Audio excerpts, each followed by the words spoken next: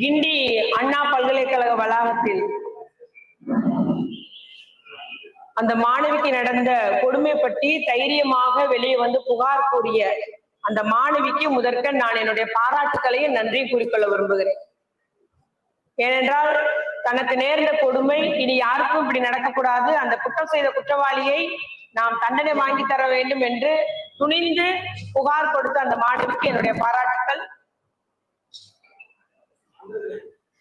இவ்வாறு பெண்கள் தைரியமாக புகார் கொடுக்க வர வேண்டும். அப்படி வந்தால்தான் நாம் அந்த குற்றச்செயல்கள் நிகழாத நிலையை நம்முடைய முதலமைச்சர் அவர்கள் உருவாக்கி தருவார்கள் என்பதையும் கூறிக்கொள்ள விரும்புகிறோம்.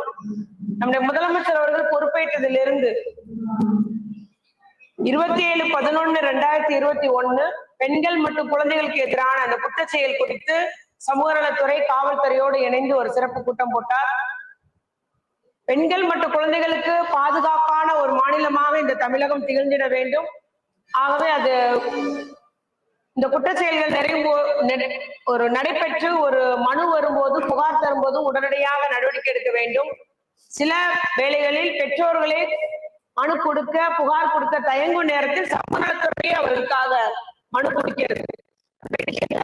சமூக ஆர்வலரை வச்சு தொண்டு நிறுவனத்தை வச்சு நம்ம சமூக நலத்துறையை புகார் கொடுத்து வழக்கையே சமூக நலத்துறையை நடத்துகிறது. இப்படி நடத்திட வேண்டும். விரைவாக குற்றவாளிகளுக்கு தண்டனை பெற்றுக் கொடுத்திட வேண்டும்.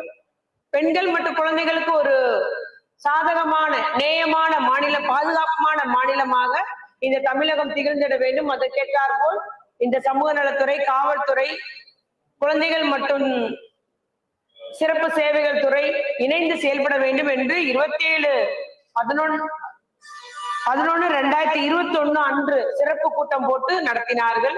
அன்றிலிருந்து ஒவ்வொரு மாதமும் அவர் காவல்துறை ஆய்வு செய்யும் போதும் இந்த குழந்தைகள் மற்றும் பெண்களுக்கு எதிரான குற்றச்செயல்கள் நடைபெறுகிற குற்றச்செயல்கள் அந்த சிறப்பு பிரிவை பற்றியும் சிறப்பாக ஆய்வு செய்யப்பட்டு ஒன்னொன்று நடவடிக்கை எப்படி இருக்கிறது, குற்றப்பத்திரிகை தாக்கல் செய்யாச்சா, எங்க காலதாமதம், நீதிமன்றத்திலையா, எதனால காலதாமதம் என்ற அளவுக்கு இந்த ஒவ்வொரு வழக்குகளும் வேகப்படுத்தி குற்றவாளிகளுக்கு தண்டனை வாங்கி கொடுப்பது, முறையாக அவர்களுக்கு குற்றவாளிகள் தண்டிக்கப்படுவது என்பது இந்த ஆட்சியிலே முறையாக நடைபெற்று வருகிறது. சட்ட நம்முடைய முதலமைச்சர் என்பதை நான் இங்கு உறுதியோடு கூறிக்கொள்ள விரும்புகிறேன். பொதுவா திராவிட மாடல் ஆட்சி வரும் நம்முடைய முதலமைச்சர் அவர்கள் பெண்களுக்கான ஒரு ஆட்சியாக இருந்திட வேண்டும் என்றுதான் மகளிர் உரிமை தொகையாய் திட்டமாக இருக்கட்டும், இல்ல கட்டணமில்லா பேருந்து பயணம், விடியல் பயணம், பெண்களுக்கான விடியல் பயணமாக இருக்கட்டும், புதுமை பெண் திட்டமாக இருக்கட்டும், இல்ல பெண்களை தொழில் முனைவோர்கள் ஆக்கக்கூடிய திட்டமாக இருக்கட்டும், இல்ல கிராமத்துல வீடு இல்லாதவர்களுக்கு கலைஞர் கனவு வீடு இல்லம் என்றெல்லாம் அது பெண்கள் பேர்ல பட்டா வழங்குறது, பெண்கள் பேர்ல அந்த மகளிர் கடன் உதவி, மானிய கடன் வழங்குவது, சுழல் நிதி வழங்குவது, தொழிற்கடன் உதவி கொடுப்பது என்றெல்லாம் பெண்களின் நலனுக்காக அத்துணை திட்டங்களை நிறைவேற்றி வருகிறது தான் நம்முடைய முதலமைச்சர் அவர்கள். அதனால்தான் பெண்கள் இன்று இந்த அரசுக்கு ஆதரவாக இருக்கிறார்கள்.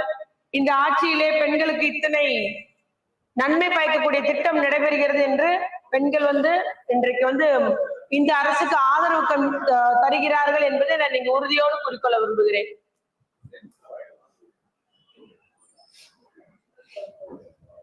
அப்படி ஒரு பெண்களின் நலன் பயக்கக்கூடிய ஒரு அரசு பெண்களுக்கு எதிராக நடைபெறும் பாலியல் வன்கொடுமைகளை புறந்தள்ளுமா இல்ல அதை வேடிக்கை பார்த்து கொண்டிருக்குமா என்பதை நான் இங்கு கேள்வியாக வைக்க விரும்புகிறேன். கடுமையாக நடவடிக்கை எடுத்து வருகிறது, அதுதான் உண்மை. விரைந்து நடவடிக்கை எடுக்கப்பட்டு வருகிறது.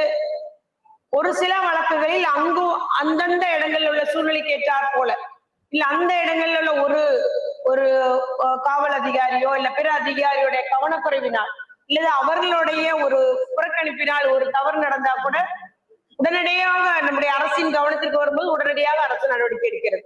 குறிப்பாக அண்ணா நகர் கேஸ் சொன்னாங்க, உடனடியா நடவடிக்கை எடுக்கலன்னு. உடனடியா நடவடிக்கை எடுக்கலன்ற தகவல் அரசுக்கு முதலமைச்சருக்கு வந்த உடனே அனைத்து வகை மகளிர் காவல் நிலையத்துக்கு சொல்லி உடனடியாக அந்த குற்றவாளி மீது நடவடிக்கை எடுக்கப்பட்டிருக்கு.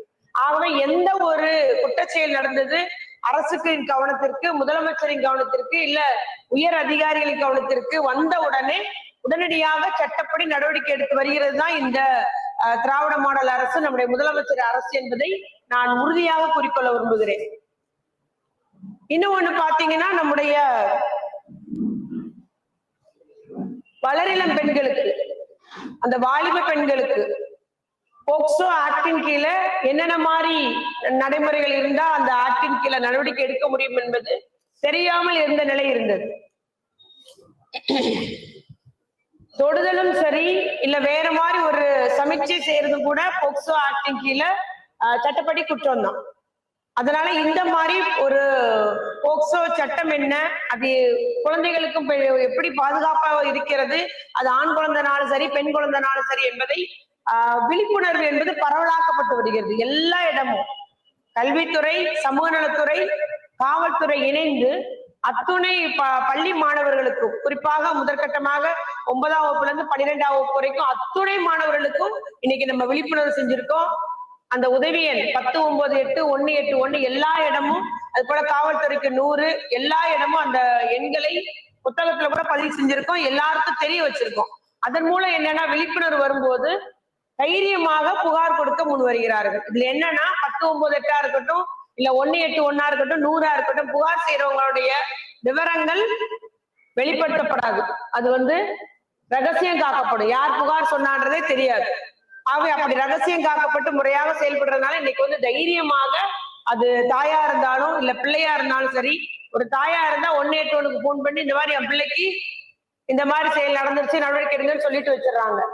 அதே போல அந்த பிள்ளைகளுடைய நண்பர்கள் போன் போடுறாங்க, குழந்தை திருமணம் நடக்குது, உடனே நடவடிக்கை எடுங்க. ஆகவே இந்த அத்துணை உதவி எண்களும் நல்ல முறையில செயல்படுது. விழிப்புணர்வு ஏற்படுறதுனால எல்லாருமே இன்னைக்கு புகார் கொடுக்க முன்வருகிறாங்க. நம்முடைய முதலமைச்சர் மீது இருக்கிற நம்பிக்கையினால் புகார் தர நம்முடைய பிள்ளைங்க எல்லாருமே முன் வருகிறார்கள் என்பதுதான் உண்மை என்பதை நான் இங்கு உறுதியாக குறிக்கொள்ள விரும்புகிறேன். ஏன்னா வழக்குகளுடைய எண்ணிக்கை அதிகரித்து வருகிறது. சொல்றாங்க ரொம்ப அதிகமாயிட்டு வழக்குகள் இப்ப நீங்க புகார் சொன்னா உங்களுக்கு வழக்குகள் பதிக்கப்படும், யாருன்ற ரகசியம் காக்கப்படும், ஆனா குற்றவாளிக்கு தண்டனை வாங்கிட்டு இந்த அரசு அப்படின்றத நம்ம எல்லா இடமும் போய் பிள்ளைகள் மத்தியிலையும், வாலிப பிள்ளைகள் மத்தியிலையும், கல்லூரி மாணவ மத்தியிலும் நாங்க விழிப்புணர்வு செய்து வருகிறோம். அதனாலதான் இந்த ஒரு புகார் கொடுக்கப்படுகிறது. அதே நேரம் அதிமுக ஆட்சியில உங்களுக்கு தெரியும், எவ்வளவோ குற்ற செயல், எல்லாம் பொள்ளாச்சி அந்த குற்ற நிகழ்வு ஒன்றுமே பொல்லாத ஆட்சிக்கு ஒரு சாட்சியா இருந்தது. வழக்கே தொடரல, புகார் கொடுத்தவங்க மிரட்டப்பட்டாங்க. எவ்வளவு சிரமக்கு மத்தியில அது திமுக உள்ளிட்ட கட்சிகள், சமுதாய ஆர்வலர்கள் எல்லாருமே ஆர்ப்பாட்டம், போராட்டம், வழக்கு சொல்லிதான் பின்பு மத்திய புலன் விசாரணை நடைபெற்றது. அதுக்கு அதிமுக இன்வால்வ் ஆயிருந்தாங்க. சட்டப்படி நமக்கு தெரியும், அருளானந்தன்ற பேரெல்லாம். ஆகவே அவருடைய கட்சிக்காரங்களை பாதுகாப்பதற்கு எடப்பாடி அவர்கள் அப்படி ஒரு ஆட்சி நடந்தது. அப்பெல்லாம் எஃப்ஐஆர் போட மாட்டாங்க. எஃப்ஐஆரோட எண்ணிக்கையை குறைக்க வேண்டும் என்பது எடப்பாடியோட கடந்த ஆட்சி காலத்தில் அவருடைய எண்ணமாக இருந்தது. அதுதான் செஞ்சாங்க. யாருக்கும் எஃப்ஐஆர் போட மாட்டாங்க, நடவடிக்கை கிடையாது, ஒண்ணும் கிடையாது. ஆனா இப்போது நடைபெறுகிற நம்முடைய முதலமைச்சருடைய ஆட்சி அப்படி இல்லை. எல்லா செய்து எஃப்ஐஆர் போட்டு குற்றவாளிக்கு தண்டனை வாங்கி தருகிறதுதான் நம்முடைய தளபதியாருடைய ஆட்சி என்பதை நான் கூறிக்கொள்ள விரும்புகிறேன். இந்த கேஸ்லயும் பாத்தீங்கன்னா 3 மணி நேரத்துல கைது பண்றாங்க, விசாரிக்கிறாங்க. அப்புறம் அறிவியல் பூர்வமா நடவடிக்கை எடுத்து சட்டப்பூர்வமா இவர்தான் குற்றவாளி என்று நிறுவனம் ஆன உடனே அவங்கள உங்களுக்கு கைது செய்யப்படுகிறார். நீதிபதி முன்னால் ஆஜர் பண்ணி கைது செய்யப்படுகிறார். இன்னைக்கு அவர் 15 நாள் அவருக்கு காவல் விதிக்கப்பட்டுள்ளது. தொடர்ச்சியாக இனி வழக்கு நடைபெற்று அவருக்கு நிச்சயமா அரசு தண்டனை வாங்கி தரும், அவருக்கு உரிய தண்டனை நீதிமன்றம் வழங்கும் என்பதில் எந்த ஒரு ஐயப்பாடும் இல்லை. ஆகவே இந்த மாதிரி நிகழ்வு தான் எல்லா இடத்திலையும் நடைபெற்று வருகிறது என்பதை நான் இங்கு கூறிக்கொள்ள விரும்புகிறேன். ஆனா அதிமுகவும் பாஜகவும் வெறும் வாயம் வெளியிட்டு இருந்தாங்க. இன்னைக்கு இந்த ஒரு வழக்கு கிடைச்சதும் ஆகா நம்ம மெல்றதுக்கு அரிசி கிடைச்சின்ற மாதிரி அவங்க பாட்டுக்கு அறிக்கை விட்டுட்டு இருக்கிறாங்க. அது எடப்பாடியை பொறுத்த வரைக்கும் எல்லா கேள்விக்கும் அரசு 24ஆம் தேதியே விளக்கு கொடுத்துருச்சு.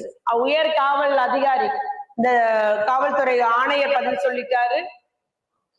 எல்லாரும் பதில் சொன்னப்புறம் இன்னைக்கு புதுசா அதே கேள்வி இன்னைக்கு திருப்பி கேட்டுட்டு போயிருக்காரு. ஒருவேளை தூங்கிட்டு இருந்தாரோ என்னவோ தெரியல. ஏன்னா நம்ம தூத்துக்குடி துப்பாக்கி சூடு நடக்கும்போது என்ன சொன்னாரு, டிவியை பார்த்துதான் தெரிஞ்சுக்கிட்டேன், ஐயோ அப்படியான்னாரு. அந்த அளவுக்கு அவருடைய நிர்வாகம் இருந்தது, நிர்வாக சீர்கேடு. தூத்துக்குடி துப்பாக்கி சூடு காரணம் எடப்பாடி அவருடைய நிர்வாக சீர்கேடு. 100 நாள் போராட்டம், திடீர்னு நடந்த போராட்டம் கிடையாது. அதனால அப்படி நிர்வாகம் செஞ்சவர்லாம் இன்னைக்கு வந்து நம்மளுடைய நல்ல முறையில திராவிட மாடல் ஆட்சி, எல்லாருக்கும் எல்லாம் கிடைக்கணும், நல்ல ஒரு ஆட்சி புரிந்து வரும் நம்முடைய தளபதியாருடைய ஆட்சியை இவர் கேள்வி கேட்கிறார். ஆனா இவருடைய ஆட்சியின் அவலங்களை நம்ம பட்டியலிட்டோம்னா அதுக்கு நேரம் போதாது. அந்த அளவுக்கு அவருடைய ஆட்சியில பெண்களுக்கு எதிராக கொடுமைகள் நடந்தேறியது என்பதை நான் இங்கு கூறிக்கொள்ள விரும்புகிறேன். அதே மாதிரி பாத்தீங்கன்னா பாஜக தலைவர் அவர் எல்லா பிரச்சாரங்களையும் கூப்பிட்டு வச்சு ஒரு வித்த காமிச்சிட்டு இருந்தார். நம்ம பொதுவா சின்ன பிள்ளைகளை கூட்டு கொண்டு காமிப்பாங்க, வித்த காமிக்கிறாங்க பாரு, அங்க பாரு இதால கை வச்சு கயிறால் அடிச்சுக்கிறாரு பாருன்னு சொல்லி கூப்பிட்டு காமிப்பாங்க தெருக்கல்ல. அது போல எல்லா பிரச்சாரங்களையும் கூப்பிட்டு வித்த காமிக்கப்பட்டார்கள், அவமதிக்கப்பட்டாங்க. ஒரு அந்த அளவுக்கு அவர்கள் துன்பப்படுத்தப்பட்டார்கள் அந்த மணிப்பூர்ல. அது பாஜக ஆட்சி தான் நடந்துட்டு இருந்துச்சு. அது போல மல்யுத்த வீராங்கனை பாலியல் தொல்லை கொடுத்த அந்த பாஜக எம்பிக்கு சப்போர்ட்டா தான் அரசு இருந்தது. பிள்ளைகள் எவ்வளவு நாள் தெருவில் கிடந்து போராடினாங்க, ஆனா எந்த ஒரு நடவடிக்கையும் எடுக்கல. அதேதான் அந்த காஷ்மீர்ல கதுவா பாலியல் வன்கொடுமை குற்றவாளிக்கு ஆதரவாக தான் பாஜக அமைச்சர்களே போராடினாங்க. ஆகவே இவர்கள்லாம் வந்து இன்னைக்கு இந்த ஒரு கேஸ் எடுத்துக்கிட்டு அதான் சொல்ற, வேற எதுவும் பேசுறதுக்கு இல்லாம மக்கள் எல்லாம் திராவிட முன்னேற்ற கழக தலைவர் மீது ஒரு ஆதரவாக இருக்கிறாங்க. இந்த ஆட்சி மீண்டும் வரப்போகிறதே என்ற ஒரு அரசியல் காழ்ப்புணர்ச்சியால் எதையோ ஒண்ணு போராட்டம் என்று அவர்கள் கெட்ட பேர் உண்டாக்கும் நினைக்கிறாங்க. ஆனா மக்கள் நன்கு அறிவார்கள், மக்களுக்கு தெரியும் யாரு எப்படி இருக்கிறாங்கன்றது. அதனால அந்த பாஜக ஆட்சியெல்லாம் பத்தி அண்ணாமலை, நம்முடைய தமிழக பாஜக தலைவர் அண்ணாமலைக்கு தெரியாதோ என்னவோ தெரியல, அவர் அதெல்லாம் தெரிஞ்சுக்கிட்டு பேசினா இன்னும் நல்லா இருக்கும். அதே போல நம்முடைய முதலமைச்சர் அவர்கள் பெண்களுக்கு அரணாக தான் இருக்கிறார். பெண் தொழில் முனைவோர் உருவாக வேண்டும். நம்முடைய 1 ட்ரில்லியன் எக்கனாமி அப்படின்றதுல 2030 1 ட்ரில்லியன் எக்கனாமி என்பதில் பெண்கள் அத்தனை பேரையும் நம்ம தொழில் முதல்வராக்க வேண்டும். அவர்களுடைய அந்த உழைப்பையும் அவர்கள் தொழில் முனைவர் ஆகும் போதுதான் அது சாத்தியப்படும் என்பதற்காக அதிக முயற்சி எடுத்து வருகிறார். திறன் மேம்பாட்டு பயிற்சி, அவர்களுக்கு இந்த அரசு தேர்வுக்கு பயிற்சி என்றெல்லாம், அரசு தேர்வு எல்லாம் பாத்தீங்கன்னா 12 போஸ்டிங்ல 8 பேர் பெண்கள் வர்றாங்க.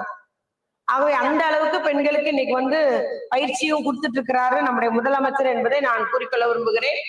அதிமுக ஆட்சி நடந்த பாலியல் வன்கொடுமை 17ஆம் வருஷம் 6 வயசு சிறுமி வந்து கொல்லப்பட்டாங்க. அதே போல மாமல்லபுரத்துல ஜெர்மானிய பெண் ஒருவரை இருவர் மிரட்டி பாலியல் வன்கொடுமை செஞ்சாங்க. காஞ்சிபுரத்துல அணைக்கட்டுல பெண்ணை மிரட்டி கூட்டு பாலியல் வன்கொடுமை. தூத்துக்குடியில 14 வயசு சிறுமியை வன்கொடுமை செய்து கொலை செய்யப்பட்டார். சிவகங்கையில 15 வயசு. இப்படி நம்ம அடிக்கிட்டே போலாம், அத்துணை செயல்கள் நடந்தது. ஆனா அவங்க எந்த ஆட்சியும் எடுக்கல, உரிய நடவடிக்கை எடுக்கல. ஆனா நம்முடைய ஆட்சியில, தளபதியாருடைய ஆட்சியில நம்முடைய முதலமைச்சர் வந்து உடனடியா நடவடிக்கை எடுத்து ஆக வேண்டும் என்பதற்காக அவர் எடுத்துக்கொண்டுகிறார் என்பதை மட்டும் நான் இங்கு கூறிக்கொள்ள விரும்புகிறேன். அதனால நம்முடைய எதிர்கட்சி தலைவராக இருந்தாலும் சரி, இல்ல எதிர்கட்சியா தன்னை காட்டிக்கொள்ள விரும்பும் பாஜக தலைவரா இருந்தாலும் சரி, ஏதோ ஒரு புகார் சொல்ல வேண்டும் என்பதற்காக குய்யோ முறையில் கத்துறாங்க. மக்களை திசை திருப்பி விடலாம், மக்களிடம் பொய்யான ஒரு நம்பிக்கையை ஊட்டி விடலாம் என்றாங்க. ஆனா மக்கள் அத்தனை பேரும் விவரம் அறிந்தவர்கள், அவருக்கு எல்லாம் தெரியும் என்பதை மட்டும் நான் இங்கு கூறிக்கொள்ள விரும்புகிறேன். அதுவும் நம்முடைய எதிர்கட்சி தலைவர் எதிர்கட்சியாக இல்ல, பாதம் தாங்கி எடப்பாடியாகவே இருக்காரு.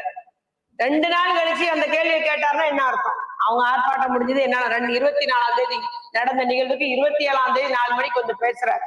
ஆகவே இவரெல்லாம் இன்னும் நீங்கள் விவரமா தெரிந்து கொள்ள வேண்டும் என்பதை நான், நம்முடைய பொய்யான அவருடைய அறிக்கை, அவருடைய தகவல் எல்லாம் மக்கள் அறிவார்கள். யாருடைய உண்மையான ஆட்சி நடைபெறுகிறது, எந்த ஆட்சி பெண்களுக்கு பாதுகாப்பானதற்கு, எந்த ஆட்சியில் மக்கள் நல தரக்கூடிய நல்ல திட்டங்கள் செயல்படுகிறது என்பதை மக்கள் அறிவார்கள் என்பதை நான் இங்கு குறிப்பிட்டு சொல்ல விரும்புகிறேன். அதே போல இன்னொரு குற்றச்சாட்டு சொல்றாங்க. அந்த குற்ற செயல் செஞ்ச அந்த ஞானசேகர் திமுக காரன், திமுக எவ்வளவு சொல்லியாச்சு, அவர் திமுக இல்ல, திமுகவை சேர்ந்தவர் ஞானசேகரன். அந்த சைதை பகுதி கழகத்துல ஒருத்தர் பொறுப்புல இருக்கார். இவர் தான் அந்த ஞானசேகர், டி ஞானசேகர். இவர் தான் எத்தனையோ முறை சொல்லியாச்சு, அவர் எங்க கட்சிக்காரர் இல்ல, இவர் தான் அந்த டி ஞானசேகர். இவருடைய பேர் தான் அந்த நோட்டீஸ்ல இருக்கு. சில நோட்டீஸ்ல இவருடைய போட்டோவே இருக்கு, பார்த்தா தெரியும். இலக்கிய அணி துணை அமைப்பாளரா இருக்காரு அந்த பகுதி கழகத்தில். ஆனாலும் எல்லாரும் வந்து நம்ம திமுக காரன், திமுக, அவர் வந்து திமுக அவருக்கு எந்த சம்பந்தம் இல்லை, இவர் தான் ஞானசேகர், நோட்டீஸ்ல உள்ள பேரு இவர் தான் அந்த ஞானசேகர் என்பதையும் நான் இங்கு குறிப்பிட்டு கூற விரும்புகிறேன். ஆகவே நம்முடைய தமிழகத்திலே பெண்கள் மற்றும் குழந்தைகளுக்கு எதிரான குற்றச்செயல்கள் நடைபெறக்கூடாது, அதை தடுத்தாக வேண்டும் என்ற முறையிலே விழிப்புணர்வு உண்டாக்கப்பட்டு வருகிறது. பிள்ளைகள் மத்தியிலும் சரி, பெண்களும் நீங்கள் தைரியமாக நம்முடைய முதலமைச்சர் கூறிய அதே வார்த்தை, நான் உங்களுக்கு தந்தையாக தனையனாக நான் இருக்கிறேன், நீங்கள் இந்த உதவி எண்களில் புகார் கூறுங்கள், உறுதியாக நடவடிக்கை எடுப்பேன் என்று கூறியதுக்கு ஏற்ப இன்னைக்கு பெண் குழந்தைகளும் பெண்களும் புகார் தருகிறார்கள். நம்முடைய அரசு உடனடியாக நடவடிக்கை எடுத்து வருகிறது என்பதை நான் இங்கு உறுதியாக கூறிக்கொள்கிறேன். நன்றி, வணக்கம். சார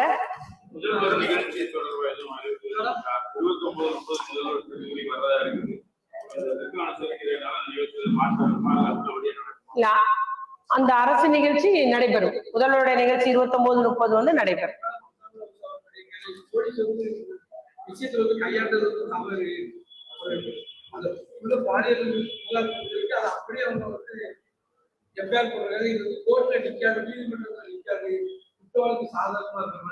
அதுக்கு நேற்று நம்முடைய காவல்துறை ஆணையர் பதில் சொல்லியிருப்பாரு. நீங்க எல்லாரும் பார்த்திருப்பீங்கல்ல. அந்த புகார் மனுல என்ன எழுதி தருவாங்களோ நாங்க அதை எஃப்ஐஆர் போடுவோம்னு சொல்லி இருக்கிறாங்க. எஃப்ஐஆர் அதை போட்டிருக்கிறாங்க. அது அநேகமா இதோ டெக்னிக்கல் கோளாறுனால லீக் அவுட் ஆயிட்டுன்றது சொன்னாங்க. லீக் அவுட் எதனால லீக் அவுட் ஆனதை கண்டுபிடிச்சு நாங்க நடவடிக்கை எடுப்போம் சொல்லியிருக்காங்க. அதனால காவல்துறை ஆணையர் தெளிவாக அதுக்கு விளக்கம் சொல்லியிருக்கிறாங்க. ஓகே, நன்றிங்க. நன்றி. மைக்